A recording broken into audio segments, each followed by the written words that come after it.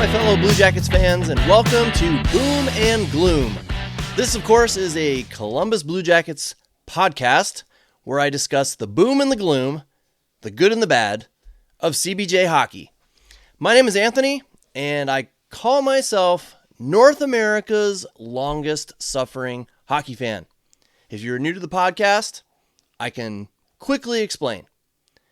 Before I was a Blue Jackets fan, I was a Whaler fan. Became a Whaler fan as a 10-year-old back in 1986. That means I turned 50 this year, and in 40 years, I have seen my favorite NHL team win a playoff series once. Once in 40 years. I've had my favorite team, again the Whalers, ripped away from me in my home state and moved to Carolina. I've had my favorite AHL team, the New Haven Nighthawks, move, never return, and even had their arena completely demolished, imploded actually. And I can't forget that my alma mater, Miami University, their hockey team was up by 2 goals. 2 goals. 3-1 was the score in the last minute of a national championship game and managed to lose. So yeah, I truly believe no hockey fan has suffered as long or as much as I have. And if you are a returning listener, you have heard that explanation many times and are probably sick of it. But I do thank you for toughing it out and tuning in again. It is May 2026. The NHL playoffs are in full swing, chock full of awesome, exciting playoff action that I have not been watching a single second of. As I've explained before, I'm just tired of watching playoff hockey without a team to truly cheer for. The Jackets have not been in the playoffs now for 6 years. It's frustrating and annoying to see other fans' favorite teams play for Lord Stanley's Cup, but not my team. And sure, you could argue that Buffalo's fans had it worse for 14 years. But they're back in it this year. And, you know, they can look back on years where they made the playoffs rather frequently. And even making it to the Stanley Cup final. I forget what year that was, but I believe it was in the 90s. We Jackets fans, we can't say that. You could argue that the Red Wings fans have it worse, since their playoff drought that they're currently in, playoff drought that they're currently in, it's longer than the Jackets. But I disagree, because if you go back a little further, 50-year-old Detroit Red Wings fans, okay, those that are as old as I am, they can remember, I bet, fairly fondly of those dominating days in the 90s. And then 2 more times winning the cup in the 2000s decade. And you could argue that Toronto's fans have it worse, not winning a cup since 1967. True. But they have had some decent playoff runs in there, some series wins. And they've had a very good run of regular season success. The Jackets haven't had any of that. So I've just grown tired of it. I want to watch playoff hockey. There's just nothing that compares to the action and the passion and the emotion. I just can't get into it. I just can't get into it these last few years without a horse in the race. I've been doing it for far too long. Hopefully that will change sooner than later. But I have to say I am quite pessimistic. I think the Jackets have a lot of work to do, and unfortunately not enough assets to work with, in terms of, prospects and draft picks. So Don Waddell he's going to have to work some magic in order to get this team in the playoffs next season. He has some big decisions to make, if you ask me. I'm going to get into that today with my armchair GM summary. In this episode, I, an average, passionate, diehard Columbus Blue Jackets fan, will pretend that I am in Don Waddell's shoes as general manager of this team. And I will let you know what I would do to get this team to the promised land. This, of course, is the May edition. We all know a lot can change, and probably will change, between now and the beginning of free agency, and then again to the start of the 2026-2027 season. So here we go. Let's start off with the most prominent CBJ news right now, and that is, of course, that Charlie Coyle has signed a 6-year, $6 million per year deal to remain with the Blue Jackets. I'm happy.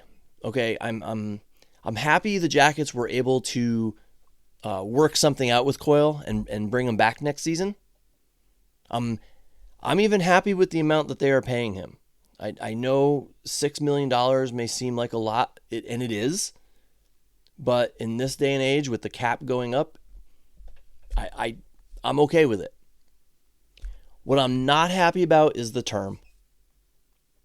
And actually, I should be more clear. Okay, I'm fine with the Jackets signing a Charlie Coyle type player for 6 years. So it's not, it's not like I'm opposed to 6-year deals. But what I can't seem to get past is the fact that he is currently 34 years old. That means Coyle will be 40 when his contract expires. And there's not many 40-year-old NHL players out there, especially effective ones. And I understood from the start that the Jackets would have to really overpay in order to keep another team from overpaying for Charlie Coyle. But I didn't think they would pay with term rather than actual dollars. And I guess that's the trade-off here, okay? Instead of the Jackets paying him, I don't know, like $8 million per season, which I think is an amount some other team would have thrown at Charlie Coyle, they're not going to keep him. Or I should say they are going to keep him until he's 40. So that's like the trade-off. Instead of paying the $8 million or whatever, they're going to keep him until he's 40.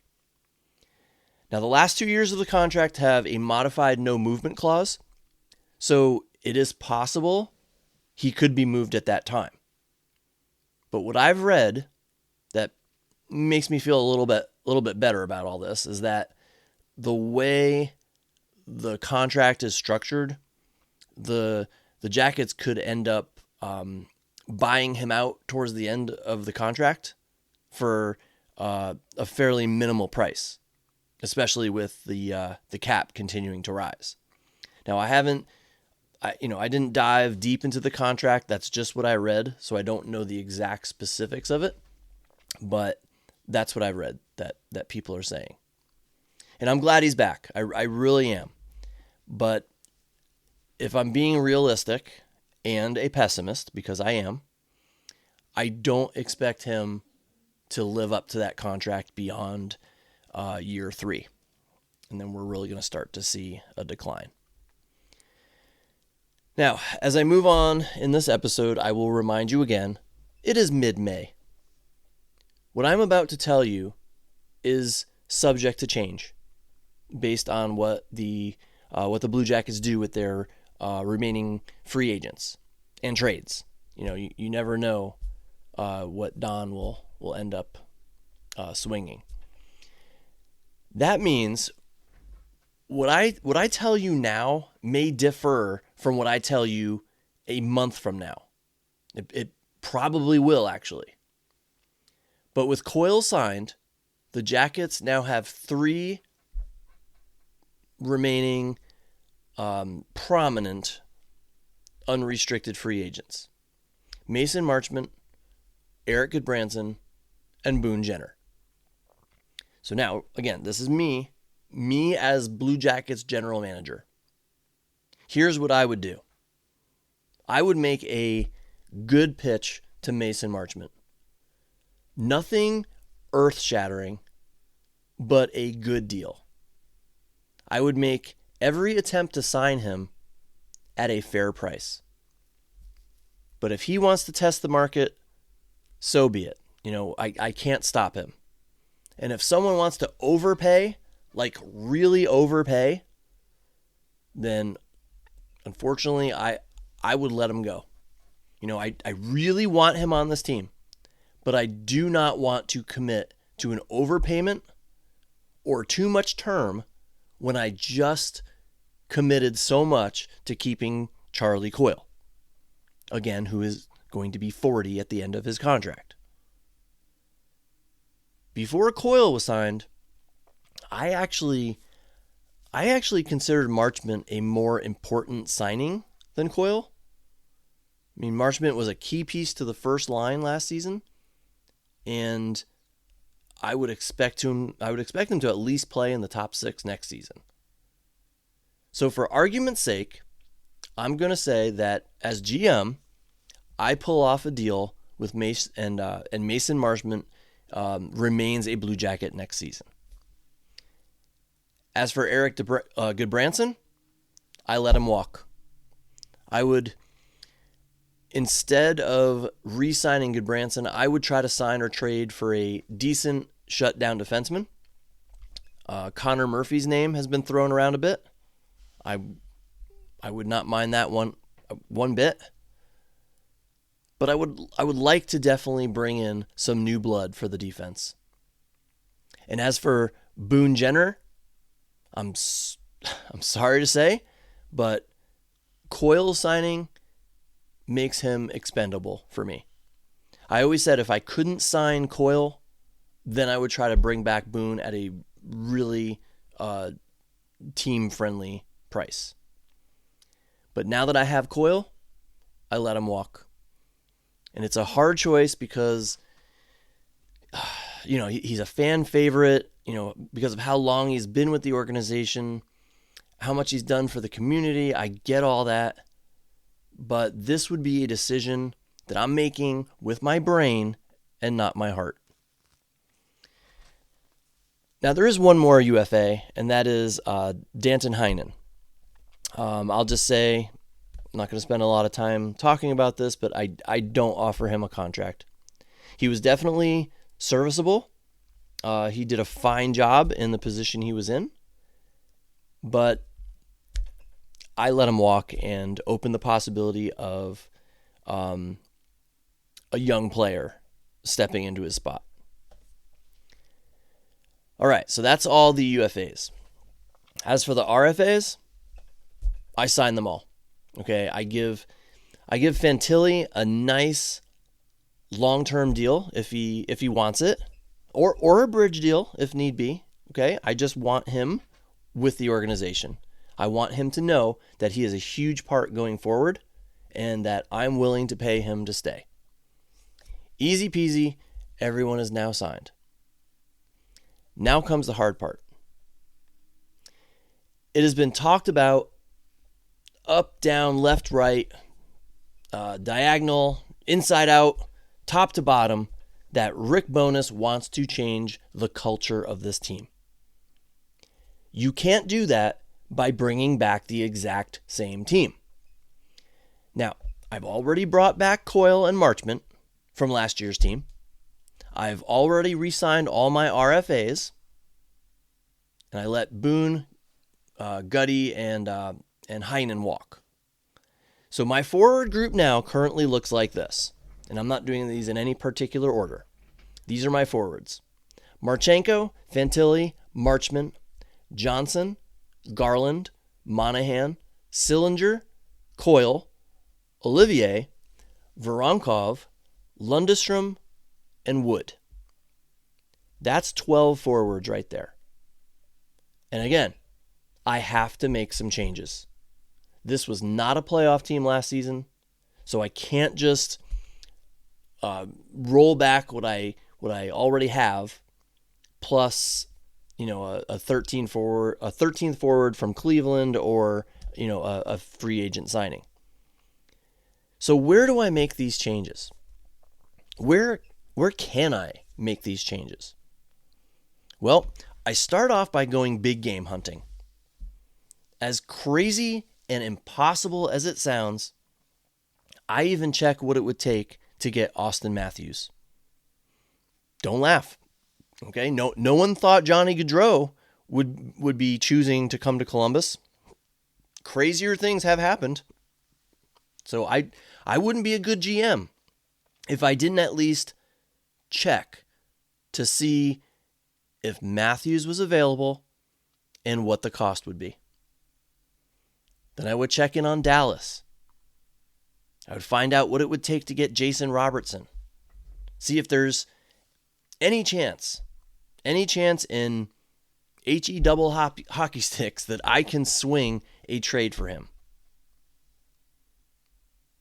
There's been talk that Dallas is going to have cap issues. Well, I'm here. I'm happy to help you with that. If that doesn't work, then I check in on some others. Today I read something about, forgive me, I probably will butcher his name, but I don't hear it very often, so I forget how you say it. Pettersson from Vancouver. I know he's had some down years, but maybe check on him. See what we can get for him. Big game hunting. Swing for the fences. Now, should my fence swinging come up short, I would focus on acquiring some higher caliber players that are maybe not superstars. They haven't, they don't have superstar status, but could slot in on the first or second line. Now, if I'm making trades, we all know that I'll have to give up something to get something, right? I mean, that's how it works. So, and I should also say, with the cap rising, I'm not going to be saving anybody from cap trouble. So, who's my trade bait? Number 1, Connor Garland. Now, I was happy when the Jackets acquired him. I thought he would be a good fit. Not only do I feel I was wrong about seeing him as a good fit, I was also unaware of his horrible contract. I didn't look at it until after the season ended, and holy crap, what did Don do? This guy is currently our highest paid forward, or he will be come July 1st. He'll be our highest paid forward, tied with Charlie Coyle. And he is locked in after July 1st with a no movement clause until 2030. Yikes. So, again, if I'm GM, I want to do what I can to move him before July 1st. Even unloading him for a lesser pick or a player or even retaining some salary. Remember, this is what I would do if I were the GM.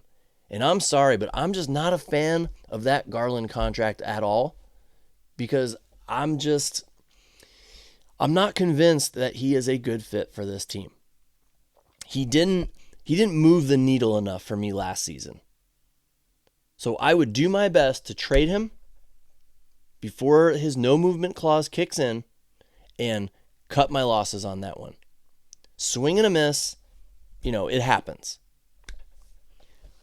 Whether or not I am successful in trading Connor Garland, I still feel like I need to make another trade. If I look up and down the roster, there are only 4 forwards, okay? No, I should say this. I'll listen to any offers for any of my forwards, maybe besides Fantilli or Olivier and Coyle, now that I signed him. But I only see 4 that are reasonable here. Number 1, Dmitry Voronkov. Do I want to get rid of him? No, not really. He's had some apparent conditioning issues. He has had some issues being the physical player that I expected him to be, the dominating force that I expected him to be as a 6'5" player. But again, like I said, you have to give up something to get something. I am sure he would be considered at least kind of hot commodity with his size. Number 2, Miles Wood. I'm not sure who touches him with a 10-foot pole, but hey, I'm the GM, and darn it, I'm going to try all avenues to make this team better. So I would at least explore that possibility. Number 3, Isaac Lundstrom. As general manager, I will admit, I am still bitter. Okay, I'm bitter with the last GM for opting to sign Lundstrom over Corrali or even Danforth. So mostly because I think I can get a decent pick for him.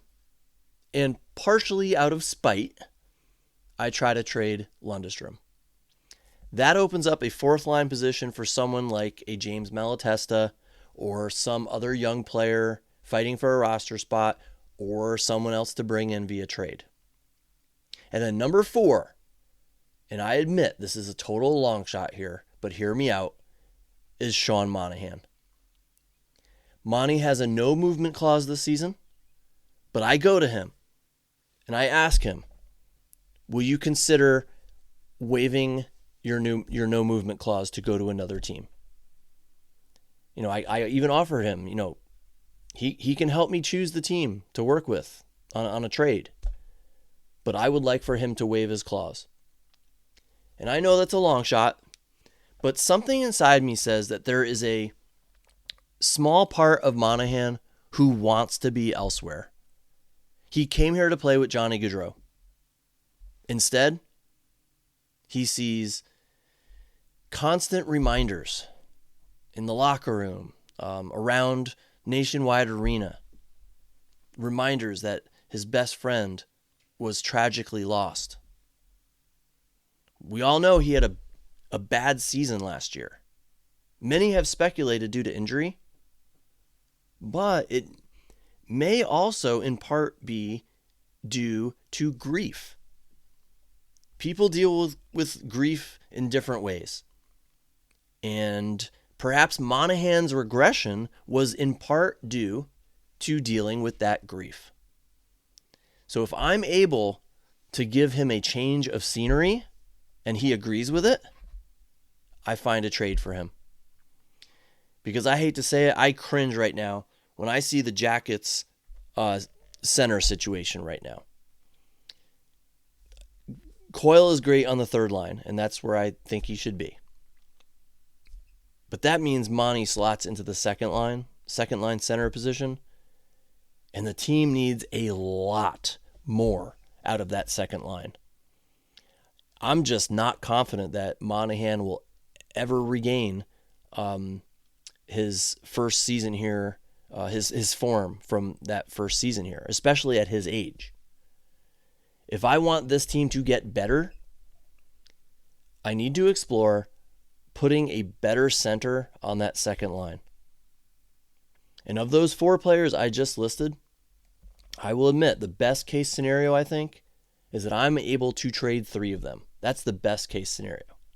I mean, 4 would be good, but I'm fantasizing here.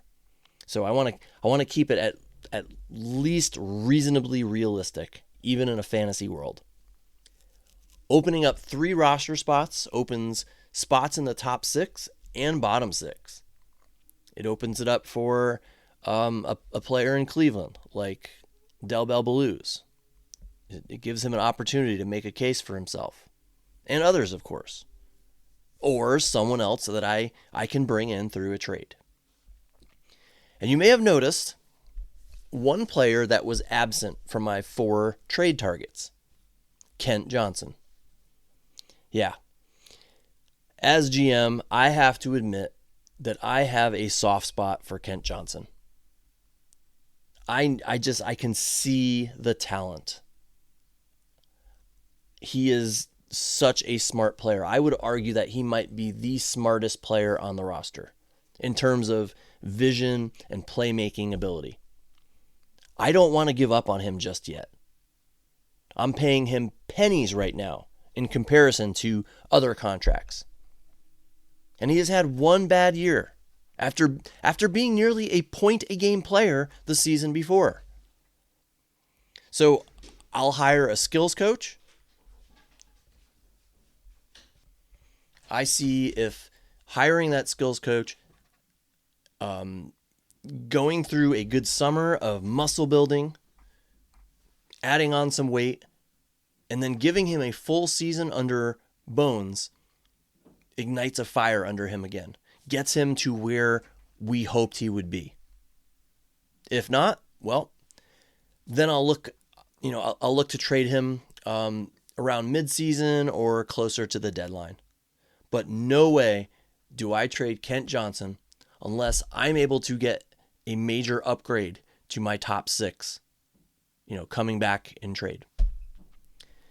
All right, now I turn my attention to the defense. As I mentioned before, since I did not re-sign Eric Goodbranson, I need to find a decent shutdown defenseman, a reliable shutdown defenseman. Connor Murphy has been suggested, and I would be okay with that. But I will be keeping my eye open for someone kind of flying under the radar who might be available.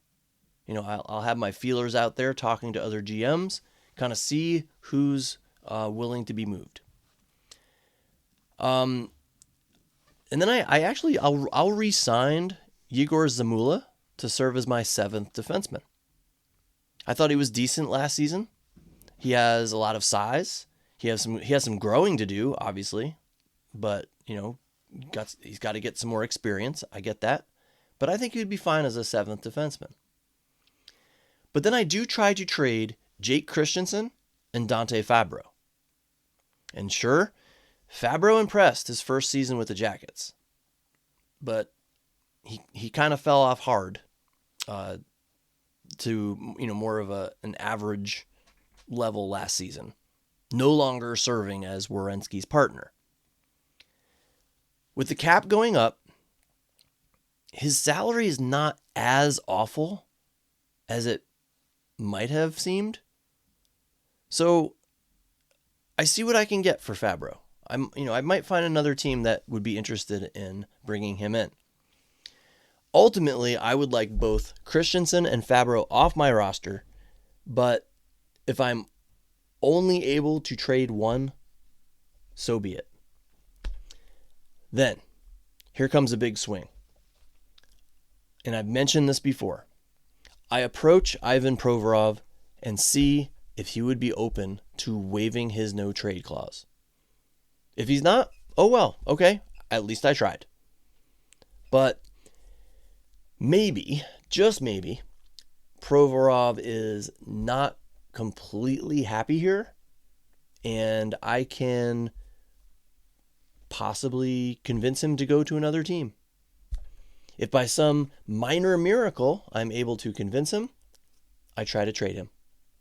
Therefore, essentially remaking my defense by replacing half of them.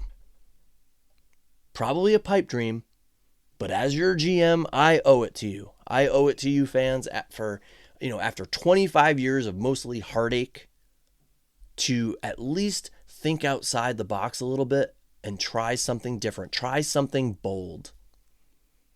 So with that in mind, I will throw one other option out there. The possibility of trading Denton Matejchuk or even Zach Werenski. Yeah, I said it. Werenski is under contract with a no trade clause. Okay, I doubt he goes anywhere unless he requests it. If he's unhappy with the direction of the team, or he finally just, he just wants to go to a winning team. But I don't see that happening. Okay. But again, if I am GM and my team hasn't made the playoffs in 6 seasons, I need to do my due diligence. Werenski, Norris Trophy candidate, possibly the favorite to win it. He would bring back an absolutely massive haul. And the team has already shown that they can, handle playing games with him out of the lineup. I think they won 4 in a row without him last season at one point when he was injured. I'm just saying, I would keep my options open. I mean, if the Edmonton Oilers said that they would trade me Connor McDavid for Zach Werenski, I'm taking that deal. And I know there wouldn't be a deal that extreme, okay? But my point is, Werenski, I would not view Werenski as untouchable. It would take an absolute haul to get him from me, but I would consider it if Werenski wanted to be traded. And as for Matejchuk, okay, he could bring back a nice haul as well. He has looked great. He is becoming an excellent defenseman. And I think other teams would see that as well. I would hate to lose him, but if I am so keen on keeping him, I think other teams will feel the same way about him and might want him on their team and might be willing to give up a whole bunch that would help my team. There's a good chance that Matejchuk becomes a Werenski caliber defenseman, I think. I really do. And right now, he's playing behind Werenski as another left shot D-man. I know he can play either side. He is a professional hockey player. He can handle it. But I admit, I would want to keep him on his natural side. So yeah, I wouldn't go hardcore trying to trade them. But if the right offer was made to me, maybe to bring in a top 3 forward, I probably wouldn't turn it down. Then I signed Jet Greaves. I signed him to a fair deal, and I explore trading Elvis Merzlikins. But I'm not going to spend too much time on it. If I have to go back into next season with Jet leading the way and Elvis as the backup, I think I'm okay with it. Especially since this will most likely be Elvis's last season in Columbus. At least the last of his contract. But if I am able to get something for Elvis, I take it. I find a serviceable backup, depending on whether Ivanov will be coming over or not this season. I honestly can't remember if that was something that might happen. I thought I read it somewhere that it was a strong possibility. But then I talk with Rick Bowness. I tell him, look, man, you can bring in 1 or 2 assistant coaches of your own. But one of your coaches, I want to be Trent Vogelhuber. I want him to get some experience as an NHL coach. I want you to take him under your wing, give him guidance, and, let him see what a successful NHL coach looks like. Because when you retire, he's going to take your place most likely. So I would make that happen. And that's it. That's the May edition of Armchair GM. What do you think? I hope I covered all the bases there. I may have forgotten something, but I think I covered most of them at least. So let's talk about some other Blue Jackets news. The Jackets will pick 14th in the entry draft this summer because, shocker, they did not win the draft lottery. As bad as they have been over 25 years, missing the playoffs 19 out of 25 years of existence, they have never won the lottery. Only picking first overall once when they made a trade with the Panthers and snagged Rick Nash. I don't believe the conspiracy theories out there about the lottery being rigged. I really don't. But I can certainly understand where those that do believe it are coming from. I can see where they're coming from. The Toronto Maple Leafs have made the playoffs 8 out of the last 10 years. The 2 seasons they missed, including this one, they won the lottery both times. Last time they drafted a guy, you might have heard of him, Austin Matthews. So I don't buy into those theories, but I sure do see where these people are coming from who do buy into them. Okay, in my opinion, the Jackets just have had rotten luck. It's just rotten luck. But I realized there were 2 other teams out there that, at least, that have had equally rotten draft luck. The Calgary Flames have never drafted in the top 3. I was shocked to learn that. In all their years of existence, they have never drafted in the top 3. So they have never won the lottery either. But they have, of course, made the playoffs a heck of a lot more than the Jackets have. And they do have a Stanley Cup championship in their history. The Vancouver Canucks have never had a top 3 pick without a trade. They moved up to draft the Sedin twins. So that means they have never won a draft lottery either. But again, they have had a lot more playoff success than the Jackets and have made it to 3 Stanley Cup finals. So, my fellow Jackets fans, we are alone. But maybe not as alone as we thought. The last thing I'm going to leave you with today, jerseys. With a supposed culture change about to take place, wouldn't this be a great time for the Blue Jackets marketing department, or whatever you want to call it, to start anew with some jersey changes? I've talked about this at length before, but I want to believe that the Jackets management knows they had a huge winner in the form of their Stadium Series jersey. It was a huge hit, and the Jackets have to know that. They have to realize that it was a huge hit. The team wore it one time, once in their history, and I see that jersey everywhere. It is prominent at most games. It was a big hit. So if they knew it was a big hit, which again I think they do, wouldn't they want to capitalize on it?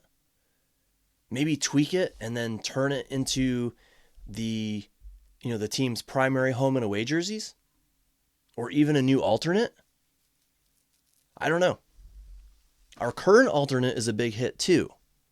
So I don't know if I would want them to completely ditch it. But I just think that it is time for a change.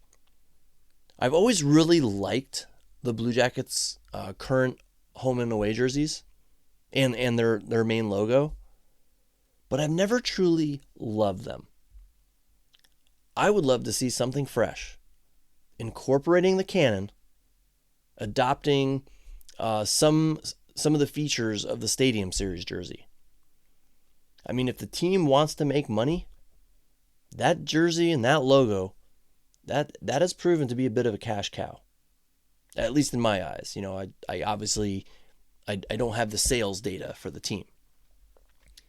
I just think it'd just be the perfect time to roll out this kind of change with the supposed culture change that's about to happen. I kind of see it like as a new era for the team. Hopefully, like I've said before, if I have my way, Boone Jenner moves on. So we're gonna have a new captain, new players. We have Rick Bowness coming in for a full season now. So with that happening, it just seems like it would be a perfect time for a change. One thing I do know, though, if the Jackets ever release a jersey with the word Jackets or Columbus written diagonally on the front of their jersey, I will throw a fit. The only team that should have that type of jersey, in my opinion, is the New York Rangers. That's it. I don't like how Utah does it for their away jersey. Okay, and I didn't like it when teams like the Bolts or the Senators or even Pittsburgh back in the 1990s. I don't like when they use that format, when they wrote the name diagonally on the jerseys. It just feels like a cop-out to me. It feels like taking the lazy way out. Like, you know, we couldn't think of anything cooler, so we'll just slap the name on it diagonally like the Rangers and just call it a day. I mean, it drives me nuts that several PWHL teams adopted that format for jerseys. I mean, come on. Be creative. Put a logo on your jersey. So if the Jackets ever do that, I will be furious. And that's all I got for today. It was good to be back to talk Jackets hockey again. I'm thinking I'll probably pop back on here in July, not July, June, depending on the Jackets news that comes out. Maybe July, you never know. There might be not much Jackets news until free agency starts. So I might be back in June, I might be back in July. But if you're interested, feel free to reach out to me and let me know your thoughts on my GM decisions. You can always contact me by finding me on Blue Sky. Just search for Whaler Jacket. Or find me on Instagram, also at Whaler Jacket. Or you can simply email me, whalerjacket@gmail.com. I would love to hear your thoughts, your comments, your suggestions, your questions, and talk CBJ hockey with somebody. This time of year I struggle. Not a lot to discuss. So anyway, I'm out of here. See everyone next time. Go Jackets.